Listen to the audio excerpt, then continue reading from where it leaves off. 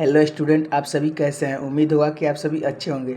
आज के इस वीडियो में हम लोग 10 क्लास का यूरोप में राष्ट्रवाद का चैप्टर 1 का ऑब्जेक्टिव क्वेश्चन देखेंगे। यानी इतिहास का पहला चैप्टर यूरोप में राष्ट्रवाद का इम्पोर्टेंट ऑब्जेक्टिव क्वेश्चन देखेंगे। ये सारे ऑब्जेक्टिव क्वेश्चन आपके एग्जाम के लिए इम्पोर्टेंट है, इसलिए इस सारे ऑब्जेक्टिव क्वेश्चन को आप लोग अभी से याद कर लीजिएगा। पहला प्रश्न कह रहा है कि इटली और जर्मनी के एकीकरण के विरुद्ध निम्नलिखित में से कौन था।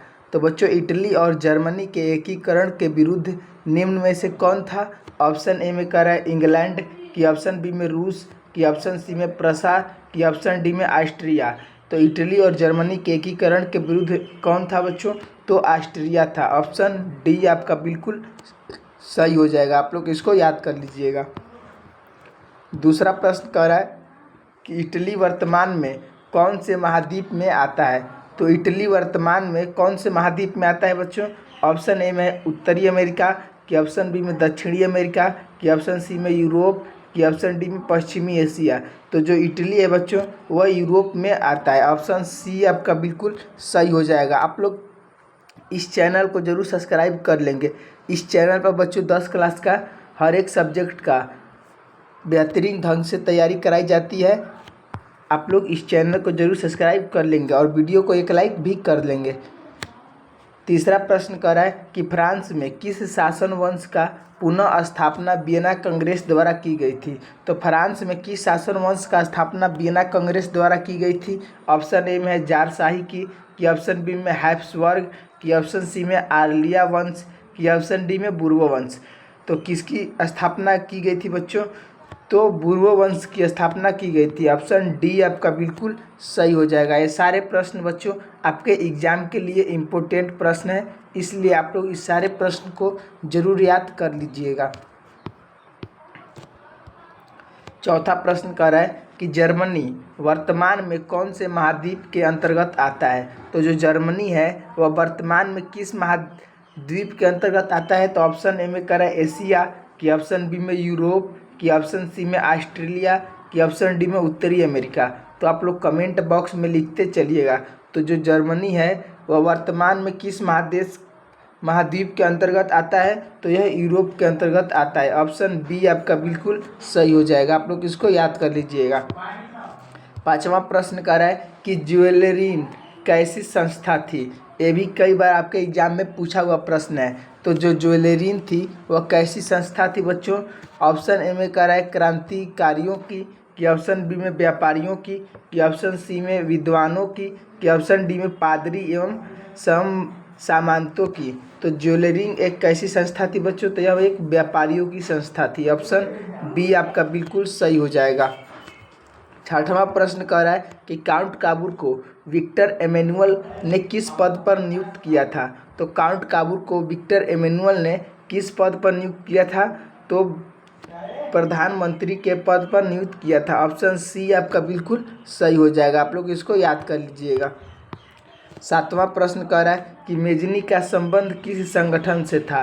तो बच्चों मेजनी का संबंध किस संगठन से था, तो कार्बोनरी से था। आप लोग इसको याद कर लीजिएगा। ये भी प्रश्न आपके लिए इम्पोर्टेंट है। ऑप्शन बी आपका बिल्कुल सही हो जाएगा कि मेजनी का संबंध किस संगठन से था, तो कार्बोनरी से था। अगला प्रश्न कह रहा है कि फ्रांस और प्रसा के बीच सन 1870 में युद्ध कहाँ हुआ था। तो ये भी इम्पोर्टेंट प्रश्न है कि फ्रांस और प्रसा के बीच सन 1870 में युद्ध कहाँ हुआ था। ऑप्शन ए में कह रहा है सेडोन में, कि ऑप्शन बी में सेडेवा में, कि ऑप्शन डी में फ्रैंकफर्ट में, कि ऑप्शन डी में साइडाइन में। तो कहाँ हुआ था बच्चों, तो यह सेडोन में हुआ था। ऑप्शन ए आपका बिल्कुल सही हो जाएगा। आप लोग इसको याद कर लीजिएगा। नौवां प्रश्न कह रहा है कि एड्रियानोपुल की संधि कब हुई थी। तो एड्रियानोपुल की संधि कब हुई थी बच्चों, ये भी इम्पोर्टेंट प्रश्न है। तो एड्रियानोपुल की संधि 1829 ईस्वी में हुई थी। आप लोग इसको याद कर लीजिएगा। ऑप्शन ए आपका बिल्कुल सही हो जाएगा। 10वां प्रश्न कह रहा है कि नेपल्स की क्रांति कब हुई थी। तो नेपल्स की क्रांति कब हुई थी। ऑप्शन ए में कह रहा है 1820 ईस्वी में, कि ऑप्शन बी में 1821 ईस्वी में, कि ऑप्शन सी में 1920 ईस्वी में, कि ऑप्शन डी में 1823 ईस्वी में। तो नेपल्स की क्रांति कब हुई थी बच्चों? तो यह 1821 ईस्वी में हुई थी। ऑप्शन बी आपका बिल्कुल सही हो जाएगा। आप लोग इसको याद कर लीजिएगा। 11वां प्रश्न कह रहा है कि सेडौन का युद्ध किसके बीच हुआ था? तो सेडौन का युद्ध किनके बीच हुआ था बच्चों? तो यह फ्रांस और प्रसा के बीच हुआ था। तो सेडौन का युद्ध किनके बीच हुआ था? तो फ्रांस और प्रसा के बीच। ऑप्शन डी आपका बिल्कुल सही हो जाएगा। आप लोग इसको याद कर लीजिएगा। 12वां प्रश्न कह रहा है कि ऐतिहासिक द्वंद्ववाद की व्याख्या किसके द्वारा किया गया था? तो ऐतिहासिक द्वंद्ववाद की व्याख्या किसके द्वारा किया गया था? तो यह बच्चों हिगेल के द्वारा किया गया था। ऑप्शन ए आपका बिल्कुल सही हो जाएगा, हिगेल। आप लोग इसको याद कर लीजिएगा। 13वां प्रश्न है कि फ्रैंकफर्ट की संधि कब हुई थी? तो फ्रैंकफर्ट की संधि कब हुई थी? तो यह 1871 में हुई थी। ऑप्शन डी आपका बिल्कुल सही हो जाएगा। आप लोग इसको याद कर लीजिएगा। 14वां प्रश्न है कि जर्मन राइन राज्य का निर्माण किसने किया था? तो जर्मन राइन राज्य का निर्माण किसने किया था? तो यह नेपोलियन बोनापार्ट ने किया था। ऑप्शन बी आपका बिल्कुल सही हो जाएगा कि जर्मन राइन राज्य का निर्माण किसने करवाया था? तो नेपोलियन बोनापार्ट ने करवाया था। 15वां प्रश्न है कि फ्रांस में वियना कांग्रेस द्वारा किस शासन वंश की पुनः स्थापना की गई थी? तो आप लोग कमेंट में जरूर लिखते चलिएगा कि फ्रांस में वियना कांग्रेस द्वारा किस शासन वंश की पुनः स्थापना की गई थी बच्चों? तो यह बुर्बो वंश की पुनः स्थापना की गई थी। ऑप्शन डी आपका बिल्कुल सही हो जाएगा। 16वां प्रश्न है कि किस युद्ध के बाद जर्मनी का एकीकरण पूरा हुआ? तो किस युद्ध के बाद जर्मनी का एकीकरण पूरा हुआ था? तो सेडौन युद्ध के बाद जर्मनी का जो एकीकरण है वह पूरा हुआ था। ऑप्शन सी आपका बिल्कुल सही हो जाएगा। आप लोग इसको याद कर लीजिएगा और वीडियो को एक लाइक आप लोग जरूर कर दीजिएगा। 17वां प्रश्न है कि यंग यूरोप का संस्थापक कौन था? तो यंग यूरोप का संस्थापक कौन था बच्चों? ऑप्शन ए में गैरीबाल्डी, कि ऑप्शन बी में मेजनी, कि ऑप्शन सी में विक्टर एमेनुअल, कि ऑप्शन डी में मुसोलिन। तो यंग यूरोप के संस्थापक कौन था बच्चों? तो यह मेजनी था। ऑप्शन बी आपका बिल्कुल सही हो जाएगा कि यंग यूरोप का संस्थापक कौन था? तो मेजनी था। यह प्रश्न बच्चों कई बार आपके एग्जाम में पूछा हुआ है। 18वां प्रश्न है कि यूरोप का मरीज किसे कहा जाता है? तो यूरोप का मरीज किसे कहा जाता है बच्चों? तो आप लोग इसको याद कर लीजिएगा कि तुर्की को यूरोप का मरीज कहा जाता है। ऑप्शन ए आपका बिल्कुल सही हो जाएगा। 19वां प्रश्न है कि वियना कांग्रेस कब हुआ था? यानी वियना कांग्रेस कब हुआ था? ऑप्शन ए में कह रहा है 1815 में, कि ऑप्शन बी में 1818 में, कि ऑप्शन सी में 1820 में, कि ऑप्शन डी कर 1848 में। तो वियना कांग्रेस कब हुआ था बच्चों? तो यह 1815 में हुआ था। आप लोग इसको याद कर लीजिएगा। ऑप्शन ए आपका बिल्कुल सही हो जाएगा, 1815 में। 20वां प्रश्न है कि जर्मनी के एकीकरण का प्रमुख वास्तुकार कौन था? तो जर्मनी के एकीकरण का प्रमुख वास्तुकार कौन था बच्चों? ऑप्शन ए में है मेजनी, कि ऑप्शन बी में गैरीबाल्डी, कि ऑप्शन सी में लेनिन, कि ऑप्शन डी में बिस्मार्क। तो जर्मनी के एकीकरण का वास्तुकार कौन था? तो बिस्मार्क था। ऑप्शन डी आपका बिल्कुल सही हो जाएगा। आप लोग इसको याद कर लीजिएगा। 21वां प्रश्न है कि इटली के एकीकरण में निम्नलिखित में से किसका संबंध नहीं है? तो इटली के एकीकरण में बच्चों किसका संबंध नहीं रहा है? ऑप्शन ए में है बिस्मार्क का, कि ऑप्शन बी में मेजनी का, कि ऑप्शन सी में है काउर का, कि ऑप्शन डी में गैरीबाल्डी का। तो किसका संबंध नहीं रहा है? तो जो बिस्मार्क थे उनका संबंध नहीं रहा है। ऑप्शन ए आपका बिल्कुल सही हो जाएगा। आप लोग इसको याद कर लीजिएगा। 22वां प्रश्न है कि 1830 की क्रांति के बाद फ्रांस में किस प्रकार का शासन स्थापित हुआ? तो 1830 की क्रांति के बाद फ्रांस में किस प्रकार का शासन स्थापित हुआ? आप लोग कमेंट में ज़रूर लिखते चलिएगा। तो किस प्रकार का शासन स्थापित हुआ था बच्चों? तो संवैधानिक राजतंत्र स्थापित हुआ था। ऑप्शन सी आपका बिल्कुल सही हो जाएगा। आप लोग इसको याद कर लीजिएगा।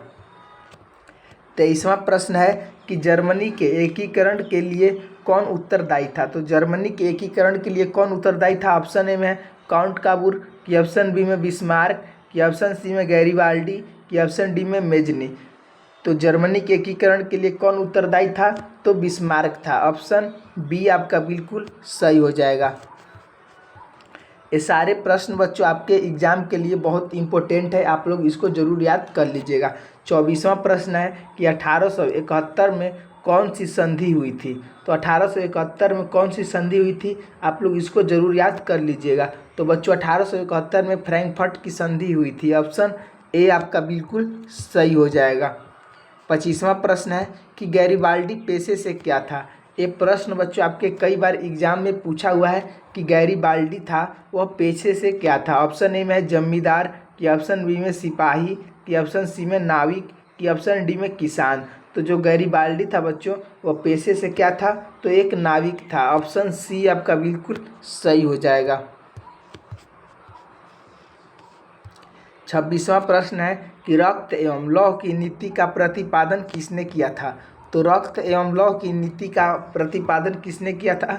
तो बिस्मार्क ने किया था। आप लोग इसको याद कर लीजिएगा। ऑप्शन सी आपका बिल्कुल सही हो जाएगा। 27वां प्रश्न है कि किस देश का साहित्य एवं ज्ञान विज्ञान यूरोप वासियों के लिए प्रेरणा स्रोत रहा है? तो किस देश का साहित्य एवं ज्ञान विज्ञान यूरोप वासियों के लिए प्रेरणा स्रोत रहा है? तो यूनान का। आप लोग इसको याद कर लीजिएगा। ऑप्शन बी आपका बिल्कुल सही हो जाएगा। 28वां प्रश्न है कि चार्टिस्ट किस देश में हुआ? तो चार्टिस्ट किस देश में हुआ था बच्चों?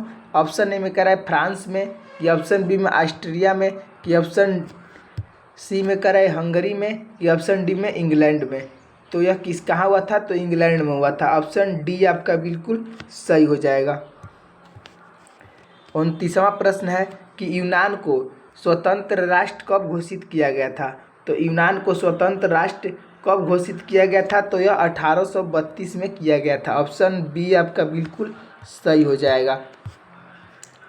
30वां प्रश्न है कि एड्रियानोपुल की संधि किन दो देशों के मध्य हुई? तो एड्रियानोपुल की संधि किन दो देशों के मध्य हुई थी? तो यूनान और पोलैंड दो देशों के बीच हुआ था। ऑप्शन ए आपका बिल्कुल सही हो जाएगा। 31वां प्रश्न है कि किस देश का हंगरी पर पूरा आधिपत्य था? तो किस देश का हंगरी पर पूरा आधिपत्य था बच्चों? तो यह बच्चों ऑस्ट्रिया पर था। ऑप्शन बी आपका बिल्कुल सही हो जाएगा। आप लोग इसको याद कर लीजिएगा। 32वां प्रश्न है कि पोलैंड के विद्रोह को किसने कुचल दिया? तो पोलैंड के विद्रोह को किसने कुचल दिया था? आप लोग कमेंट में लिखते चलिएगा। तो रूस ने। आप लोग इसको याद कर लीजिएगा। ऑप्शन सी आपका बिल्कुल सही हो जाएगा। आज के लिए इतना ही रहने देते हैं बच्चों। मिलते हैं अगले वीडियो में अगले चैप्टर का ऑब्जेक्टिव और इसका सब्जेक्टिव क्वेश्चन लेकर। आप लोग चैनल को सब्सक्राइब और वीडियो को लाइक ज़रूर कर दीजिएगा। आज के लिए इतना ही, धन्यवाद।